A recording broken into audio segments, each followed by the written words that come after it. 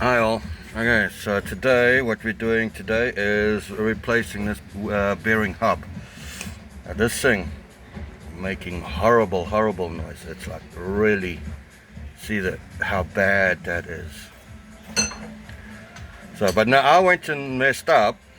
The new bearing I put on the left side instead of the right side. So what we're going to do for temporary measure right now, because spare shops don't have any left, I'm going to use the left side, the old left side, and put it on the right side.